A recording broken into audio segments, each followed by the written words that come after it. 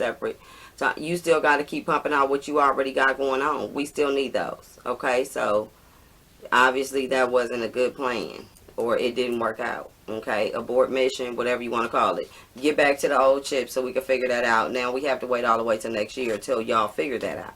Right out the pot, back up the knots. More 4, 5s and 9 than the deck of cards and they hot. Go pop a car, whip out the lot, pull up at Walnut, y'all forgot. And this is LaLa Madness, and thanks for tuning in to another episode of the Fierce Review.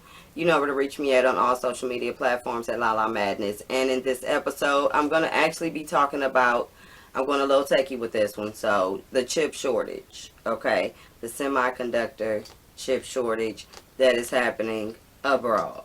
Okay, so let's talk about it. Now, there is a massive chip shortage, and I'm not talking about potato chip. I'm talking about, you know, autos, computers, games. Of course, we know the gaming world is really suffering right now. Okay. Medical equipment, appliances, all those things run on some form of chips of some sort.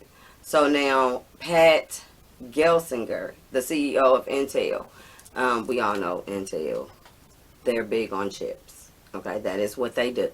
They do chips very well. Now, they actually are the largest chip manufacturer as well. And so what Pat had to say, that the chip shortage is going to last well into 2022. That's not good news. That is a very long time. Even though, you know, time kind of goes a lot faster than, you know, here lately, that is. But anyway, we know 2022 will be rolling around on our asses real soon. And we'll still be, you know, just now probably recovering or catching up from that chip shortage we had now. So, and Intel has actually been speaking with auto part suppliers and automakers to come up with a plan to increase production in about 6 to 9 months or so.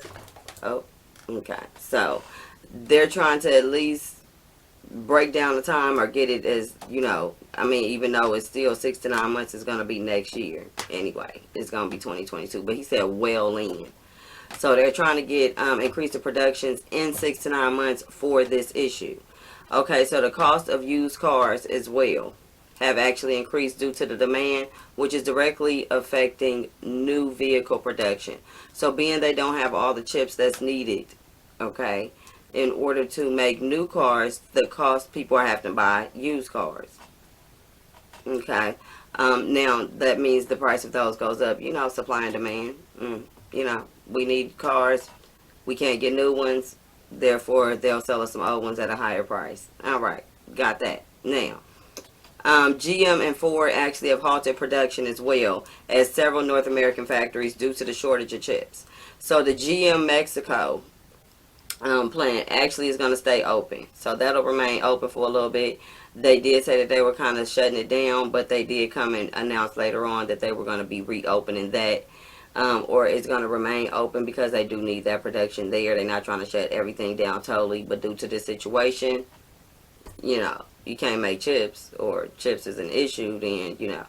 And then in Spring Hill, Tennessee, that location actually is going to reopen earlier than expected. So I don't know about Ford, because Ford hasn't said what they plan to do as far as to open up some things or keep some things open that they had already scheduled to close.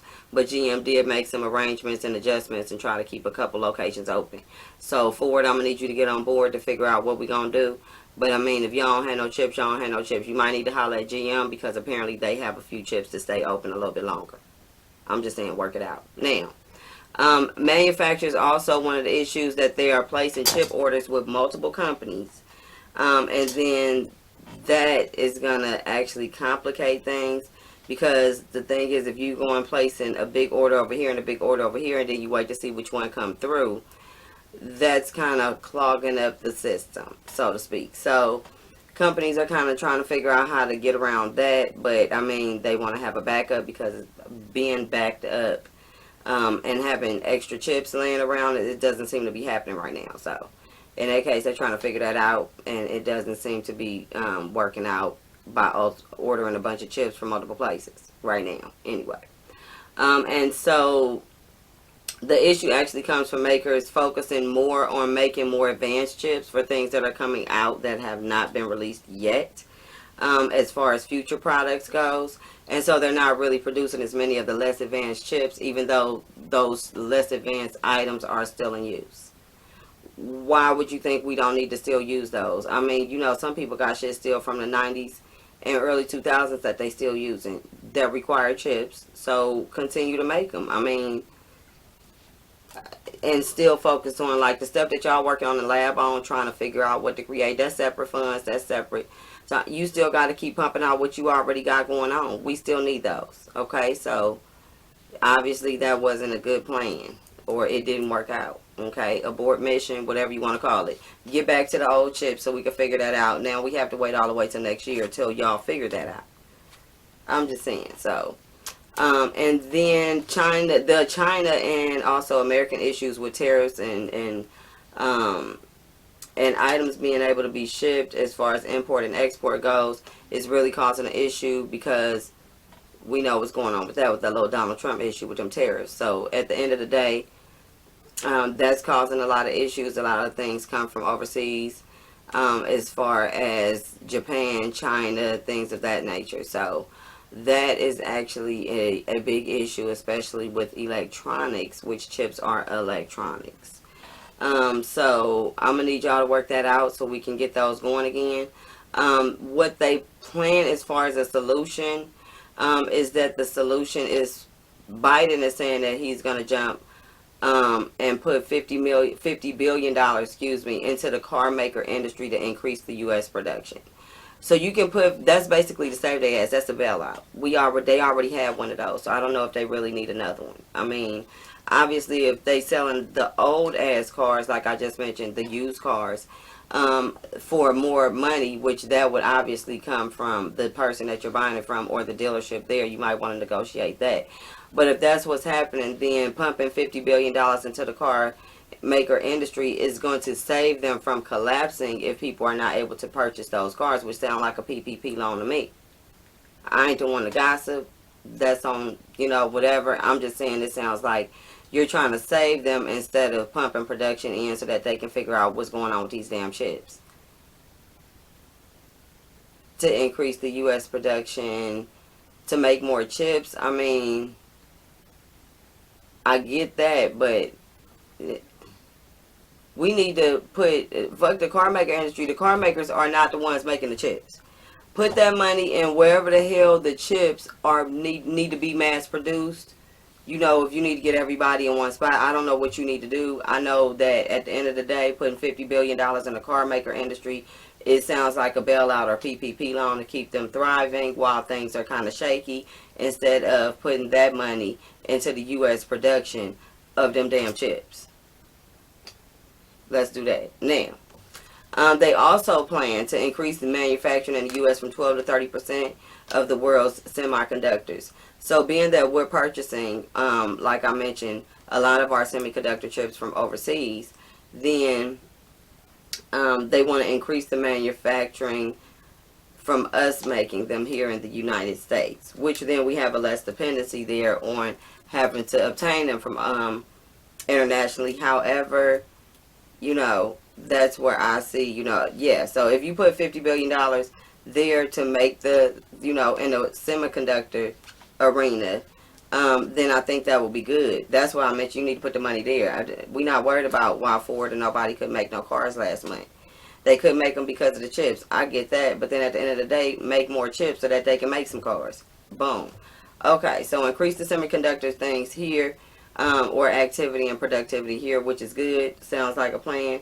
Intel also says that is not enough. Intel said it. I didn't say it. I'm saying what Intel said. They said that they have proposed $20 billion that they would actually be using to build 2 factories in Arizona as part of its strategy to begin producing chips designed by companies other than Intel. So they are going to purchase a big building, and then they're going to subcontract either space or some of the work out to other companies to produce these chips, because now that's a lot easier to subcontract, especially if they get some government contracts, it's a lot easier to subcontract with another contractor that's already in the system if you're in like the SAM database and things like that. So I can see how that will work for them, and then they could put them in there and still partner with them, and they could share the funds as well as have some proprietary hold over whatever it is. So that should be interesting. But they're putting $20 billion into themselves, and Biden is proposing $50 billion into the car maker industry. So I guess that's kind of how they're trying to do that. One puts money in the car making industry, and Intel themselves, who is a chip maker, puts money into the chip making industry. Interesting. But it'll definitely be profitable because they're going to be the ones making all the money. Okay.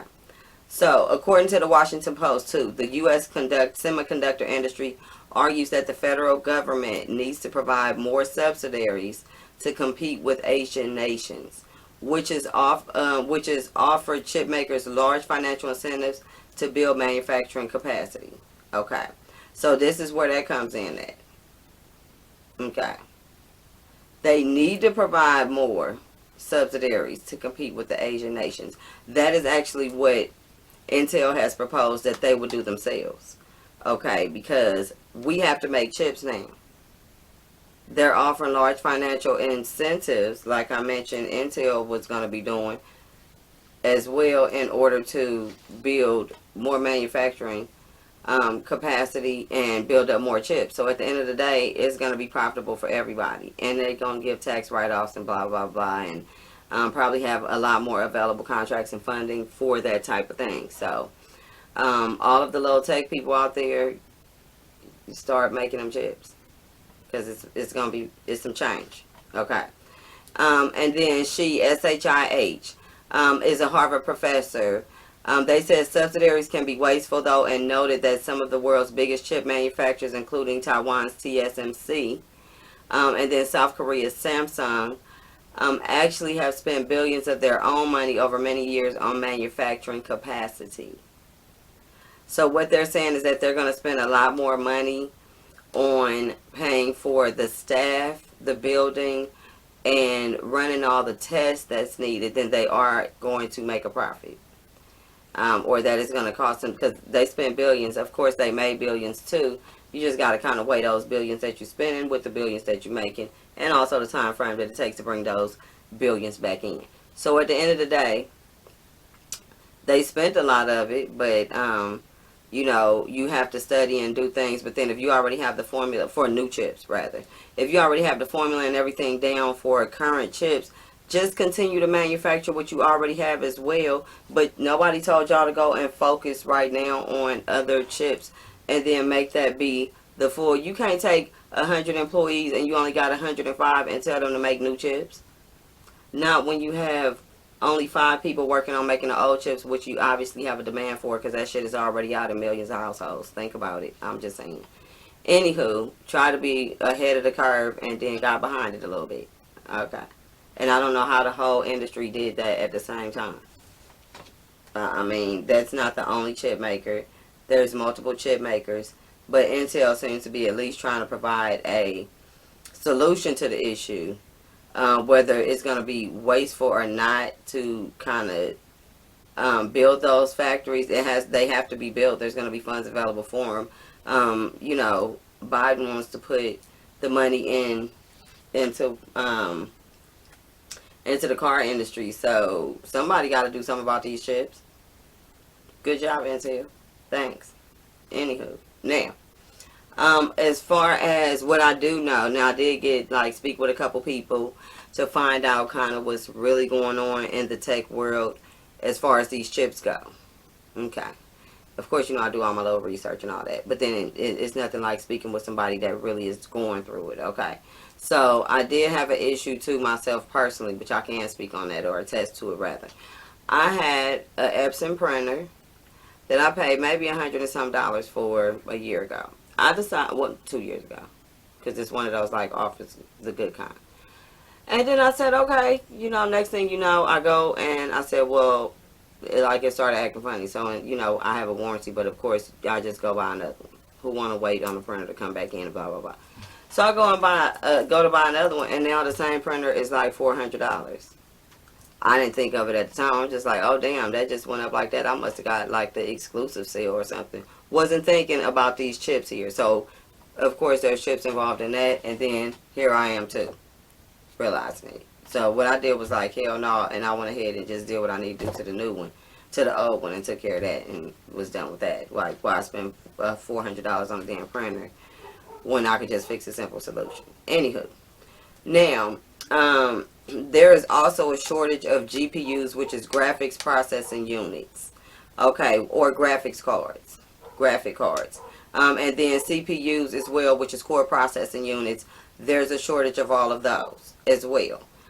Companies and people are actually using bots, which is what's happening. They're going online and then they're purchasing the GPUs and CPUs once they're in stock. Like they have an automatic, oh, they're in stock, boop, and then in a matter of seconds the stock is depleted, and then they'll go and resell them, you know, stockpile them, and resell them for thousands of dollars on eBay and like similar selling platforms. And then, you know, we know how that goes. You buy them all up, hold them, then when they short, you know how it goes. Same thing. So Samsung is also looking to outsource some of the chip manufacturing to other smaller companies as well as Intel is. So that should be something coming along as well. So they're jumping in. At least they're jumping in to possibly help the situation because it's getting bad. Okay, and one person I do know paid like $2,000 for a graphic card that normally costs $900 due to this shortage. So I don't know what's going on besides what I just told you guys. If you have more information on this chip shortage, let me know. You know, if you think that it could possibly end or have some kind of strategy, we need to get out to these people to let them know that we need these chips. And, you know, and kind of help them out, get them a tip or two on how to make it happen. I mean, it's some tech people out there. Yeah, y'all know a lot. So, we got to do something about these chips because paying 3 and 4 times the amount for the same chip is ridiculous due to them just not making enough or focusing on doing something else. So, okay. But anywho, LaLa Madness, thanks for tuning in to another episode of the Fierce Review. And that we were talking about the chip shortage. Hit me up, email as well, LMFierceReview@gmail.com, YouTube, LaLa Madness, and all social media platforms. And thank you. Right out the pot, they got them nuts. More 4, 5s and 9 than the deck of cards and they hot. Go pop a car, whip out the